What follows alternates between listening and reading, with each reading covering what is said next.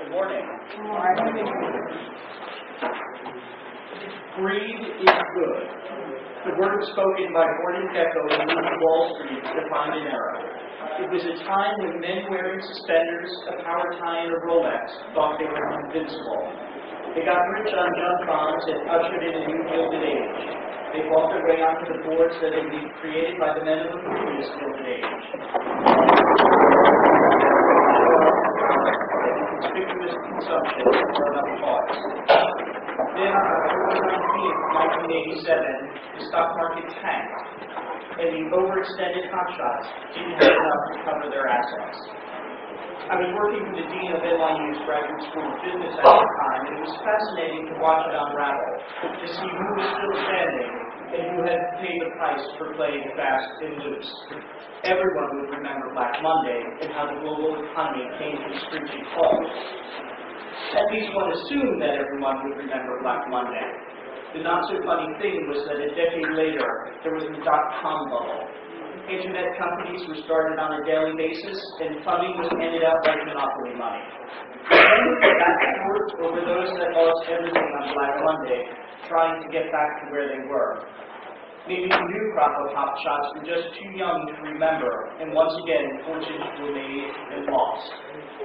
Like a magic in which the story states that when we insert different keywords, the boom and bust was the real estate market.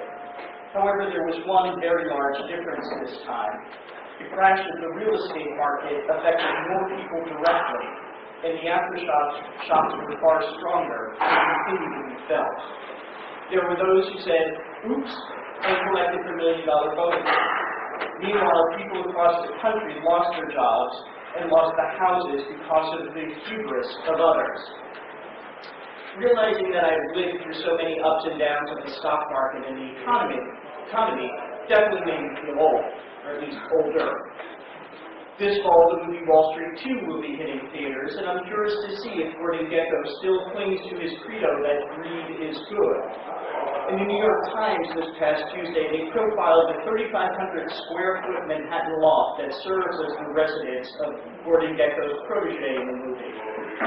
Even if Gekko has softened in his later years, those who nursed at his teeth of age and clearly have made themselves in his image. Always on the hunt for the next big kill, what industry will these Gekko acolytes set in their crosshairs? Perhaps there is one industry that is thriving in this down market that might appeal to Gekko's opportunistic instincts. It is an industry whose growth has been covered in the Wall Street Journal, the Washington Post, and the New York Times, and whose steady rise in profits are showing no sign of stalling anytime soon. Of course, the industry I'm referring to is that of the two-year college.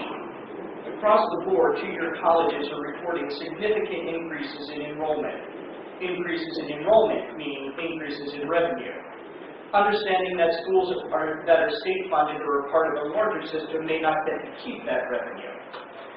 I believe that those of us in this room are pleased to see so many pursuing an education, and that we are truly interested in helping these new students earn a degree.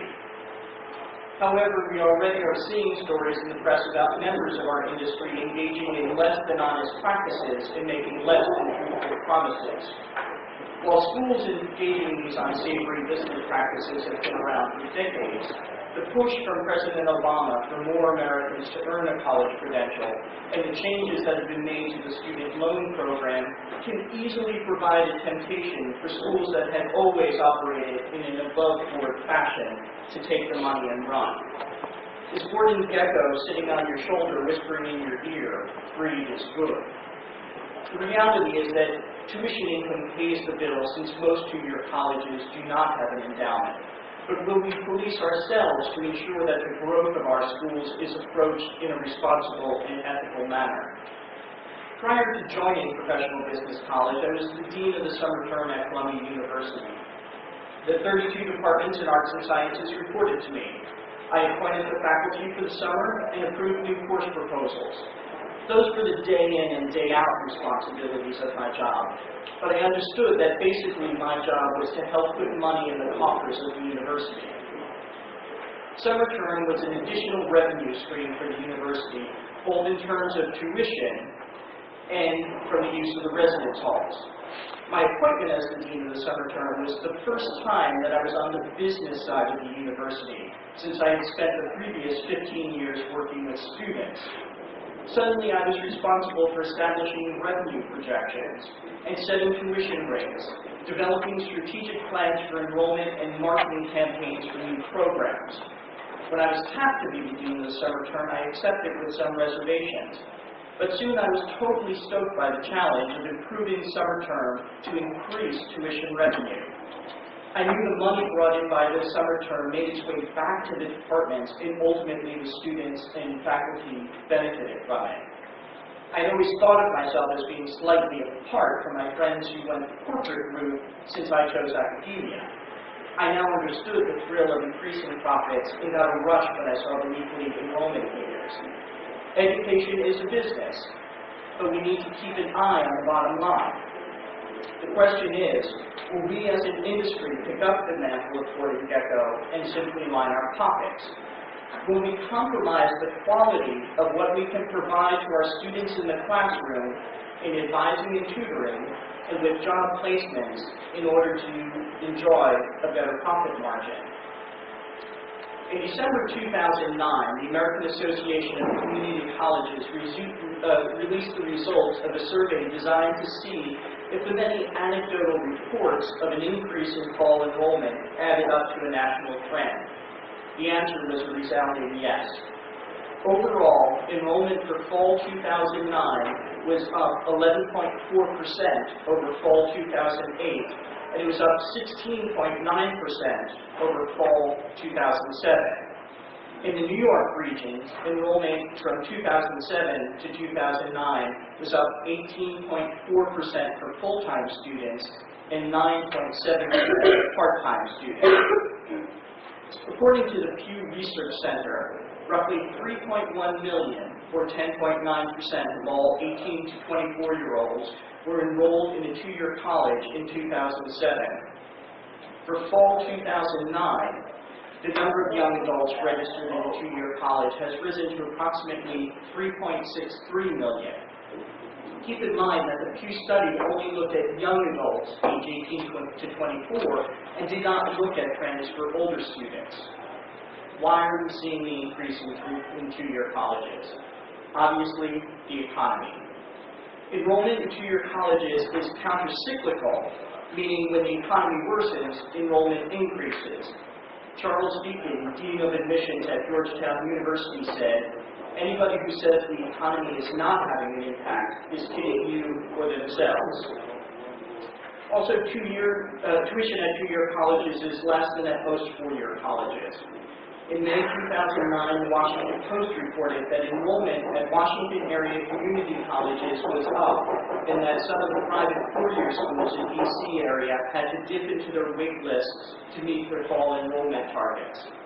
Scott Bass, provost at American University, said, "We're often so focused with four-year institutions that we don't look to community colleges, but they are getting a tremendous flow of people.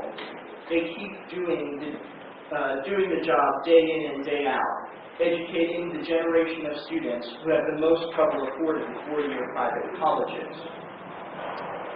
Another reason, obviously, is the employment market is terrible.